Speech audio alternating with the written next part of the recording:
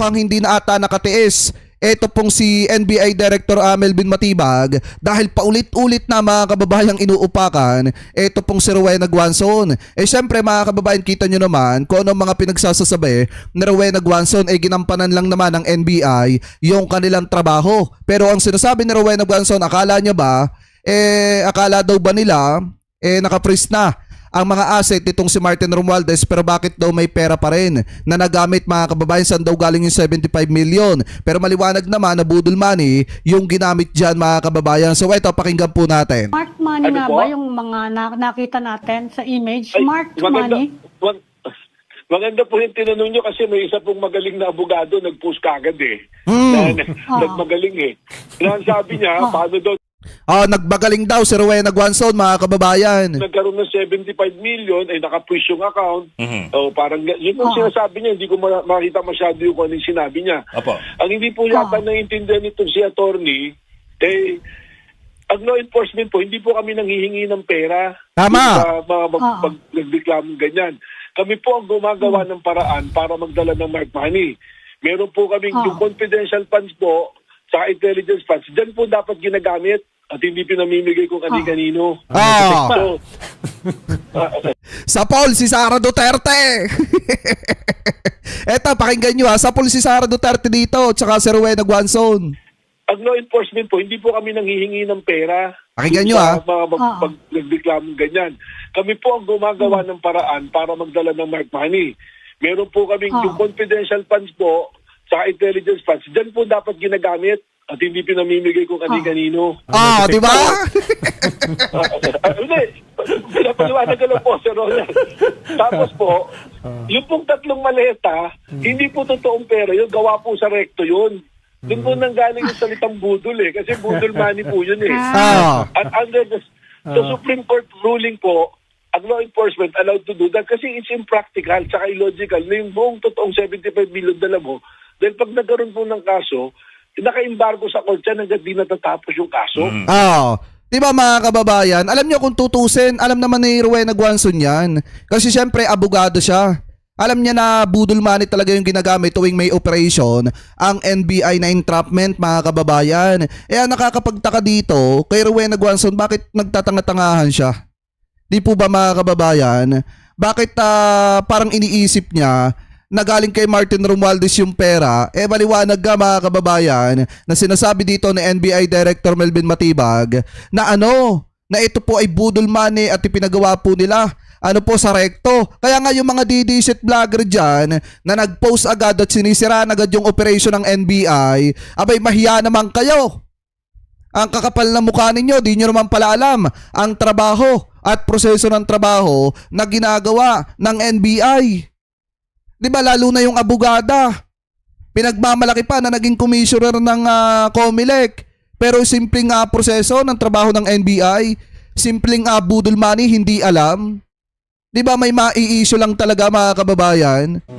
So ganun po yan. Yung pong nakita nyo sinusulat yung serial number, yun lang po yung totoong pera dyan, yung pang-ibabaw lang. Smart money Ano nga po? ba yung mga nakita natin sa image? Smart money? Di ba? Maliwanag yung sinabi dito Budol money lang mga kababayan. Yung ginamit po dyan, taliwas do sa ipinapakalat ni Rowena Guanzon na nakapris na daw yung account ni Martin Romualdez, bakit daw nakapaglabas pa ng 75 million pesos para lamang daw po i-intramp ito pong si etong si Franco Mabanta mga kababayan. Pero maliwanag naman na budol money po talaga yan. Kaya hindi na rin nakakapagtaka mga kababayan kung bakit ito pong si NBI Director Melvin Matibag gusto magkaroon ng regulation mga kababayan dito po sa mga social media versus sa mga fake journalists, kasi nga nagagamit po mga kababayan yung mga sinasabing media network na yan, yung mga fake media network para po sa pangingikil sa iba't iba mga politiko. So ngayon ito, pakinggan po natin itong sinabi ni NBI Director Melvin Matibag patungkol po dun sa question po niya. Nasabi po niya dito, mapupulis ang social media, mabitag na isiparegulate ang social media versus fake journalism mga kababayan. Ito, i-play po natin. That's actually the biggest takeaway of this case, setting aside all the Hindi ito mabitag eh. Matibag. Matibag. Gusto iparegulate mga kababayan ng social media versus fake journalists. Ito, tuloy natin. noise and all the political issues na sinasabi. Ang lesson natin siguro dito is mapulis natin yung social media na posting to be a news outfit. Tama. Parang yung conventional media natin, kayo, you are guided by KBP. Pag may ginawang kalokohan, pwedeng magsuspinde, magpatong ng suspension. So probably, we will put a legislation to that effect to regulate, not to curtail, but to regulate or to give some rules and regulation kung ano yung behavior. Kasi ang dami ngayon, na wala namang background ng journalism, hindi nagano ng journalism, mas media na. Even on the small provinces, locality, yun na yung pinopost nila. And that's very unfair to you na mga nag-aral talaga, may background, nagbabayad ng buwis, di ba? Kung ano yung pumapasok, inaanap talaga. So, kailangan siguro magkaroon ng regulation on this matter para maiwasan na to. Tama. Totoo yan. Walang advertisement, wala namang pinagkukuhanan ng income, pero ang lalaki ng pera. Kaya, ikaw sinasabing malakas yung kaso, I want to connect it doon sa initial na question. Yun yung malakas na proof na bakit may malaking demand na gano'n. Bakit yung video na yan, last year pa pala ginawa, nasa kanila naman, nandun naman state, last year pa, bakit hindi lumalabas? Ibig sabihin dito, there is no intention of putting out this video. The intention is to get a big payout, malaking kita, which is 350 ang original, down to 300. So pag binalikan na yung history, they're trying to build up. Sabi sila, nag-research ng mahaba. O siyempre, para kang nag-produce siguro ng isang pang-blockbuster na pelikula, na kailangan blockbuster din ang kita, di ba? Tama. Kasi biruin nyo mga kababayan, ito pong Peanut Gallery Media Network, gumawa ng 90 minutes video. At yung 90 minutes video na yun, lagi po nilang sinasabi na ilalabas daw po nila. Pero hindi naman nila inilalabas. Yun naman pala ginagamit nilang pang-blackmail laban po dito kay Martin Romualdez. 90-minute video expose daw nilang mabangga. Are we planning to look into it, sir? Of course, kasi yun yung subject no? Ang kwan ko dito niyan, yung sa 90 minutes na sinasabi na yan, hindi yan hawak, but we were able to get hold of their gadgets. And nahuli sila with the violation in relation to Republic Act 1175, which is the anti-cybercrime law. No? So, yan, ebidensya lahat yan. And even if they will be released on bail, it will be under our possession. Pwede na namin actually buksan ngayon yan at tingnan sino yung mga kinausap, ano yung mga history na nangyari dyan, ano yung mga videos pa na nandiyan dyan, meron bang ibang naging biktima. But just the same, just to be sure, just to be fair, at wag sabihin na politika, we are already applying for a cyber warrant to access all their gadgets para makita po namin. Tama. CG area mentioned person of interest. Papatawag niyo po ba or na-contact niyo? Well, ipapatawag namin siya. We will go through the process. Actually, kung tutuusin, based dun sa complaint na binigay, dapat napasama na siya. But we want to exercise caution and the NBI would like to follow the rules. Na sobra na, bigyan natin na sila na mas sobra pa dun sa requirement ng due process para wag sabihin na politika. Kasi nakakasawa na yung maririnig mo, politika. Again, this is my opportunity to say, we have 192 cases, successful operations, indicted, resulting to indictment and arrest. Mula po noong February 23 when I assumed office. Doon po sa sinasabi nilang politika, 3 lang yung kaso. 3 personality lang. Yung ang sinasabi set up for politika. Ito na nga si Franco Mabanta, pangalawa si Jason Sano inaresto. Pangatlo si Mike Defensor. Doon sa 192, you check the record kung meron pang iba. All cases na niya dyan. Pero doon sa 3 kaso na yun, we are guided by rules. We are guided by evidence. We are guided by procedure. Isa-isay natin ulit. Mike Defensor. Kasama naman po, may taga-video tayo kasama noon. Ni Region Lugar. Ang question, may human trafficking ba? Meron. All the elements are there. Sino nagpapatakbo ng lugar? Nakarehistro sa pangalan ng asawa at anak niya. Kung sinasabi niyang dapat wag isama yung asawa at anak, siya yung naglagay sa asawa at anak niya dyan. Ngayon, kung talagang gusto niyang iligtas yung asawa at anak niya, baka maganda gawin ni Mike Defensor, umamin na lang siya. Aminin na lang yung ginawa niya lang dami yung asawa at anak niya at siya talagang makakalam niyan. Diba mga kababayan, biruin nyo kung gaano kagaling nitong si NBI Director Melvin Matibag. Talagang pag siya talaga trumabaho mga kababayan, automatic finish. Diba parang katulad ni General Torre, pag tinrabaho ni General Torre, automatic finish. Katulad ni Secretary Benhur Abalos, pag tinrabaho ni Secretary Benhur Abalos, automatic finish mga kababayan. Kaya nga kung tutuusin, alam nyo, ang dami mga magagaling ngayon sa pamahalaan na talagang makikita nyo kung gaano katindi magsakripisyo at kung gaano katindi gampanan ang kanilang tungkulin. Unlike dito sa mga Rimulya na puro pa press con lang pero wala pa tayong masasabing accomplishment nila. Diba kahit itong si John Vic, wala pa tayong masasabing accomplishment ni John Vic Rimulya mga kababayan. Ganon din dito kay Boying, wala pa tayong masasabi na accomplishment mga kababayan ni Boying Rimulya. Buti na nga lang itong si NBI Melvin Matibag, NBI Director Melvin Matibag, ang dami na pong accomplishment, kauupo lamang po nito bilang director ng NBI. At saka take note mga kababayan ha, lahat po ng operation nito ay documented. Bakit po natin nasabi? Kasi may kasama po itong taga-media. 'Di ba? May kasama pong taga-media mga kababayan, yung taga-GMA News. Sila yung nagko-cover dito sa mga raid po nito mga kababayan. Kaya nga documented lahat po ng ano nito, lahat ng mga huli nito. Jason sa inaresto namin based on na mandato de aresto na inisyu ng RTC na yun naman malinaw yung nakalagay not bailable. So sabi bawal mag-aresto pag weekend or what. But on non-bailable cases, kailangan gawin namin yung mandate natin. Alam naman natin pag may aresto at non-bailable, tumatakas. Tama. Yung aresto natin, anong ginawa ng NBI after ma-arrest?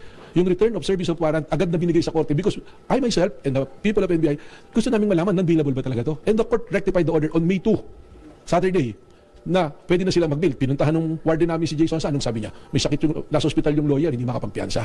At sinasabi ni Attorney Mark Tolentino na very humble yun, nag-apologize. That's the half of the story. Because the other side, pinagsabihan siya na bakit pwede na mag-bail, hindi ka nag-bail nung Sabado. Kayo na mag-isip, bakit ginamit na ganun? Sa social media, yung mga diba? paano ng media outfit, kawawa naman si Jason sa, hindi pa rin pinapakawala ng NBI. Meron ng release order. But we are also guided by rules. Kung may iba ka pang kaso na pwede kang i-hold, walang clearance, kailangan i-holdingan mo ng clearance. May 4 na kaso siya. Lumabas dun sa database na hindi. Anong ginawa namin para walang issue na politika? Mag-sign na lang kayo ng undertaking na yung clearance ipiprovide sa amin after 3 days. Tumawad si Atty. Tolentino, pwede ba 7 days? Binigay namin. Pero sa social media, anong sinasabi nila? Ang NBI, tool, nilalabanan. Yan yung kay Jason sa. Ngayon kay Franco Mabanta. Ando doon kayo. Nung ni-raid, nung hinuli, paano magiging setup?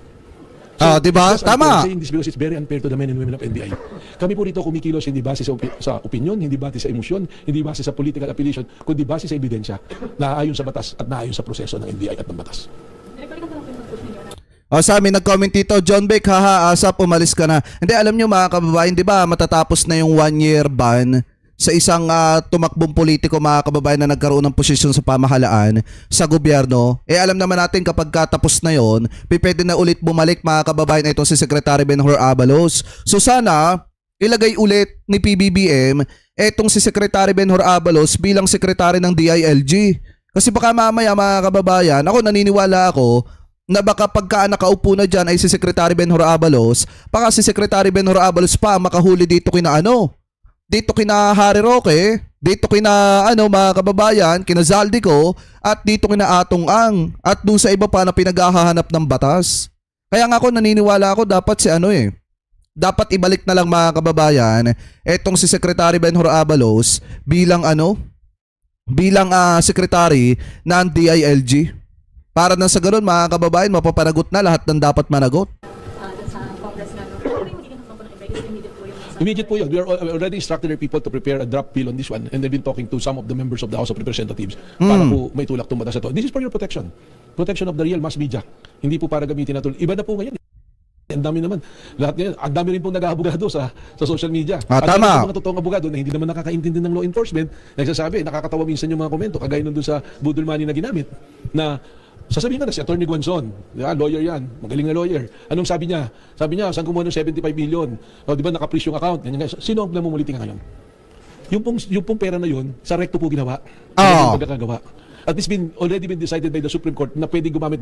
Doon na uso yung sabi budol kasi hindi totoong pera, pero the looks of the pera.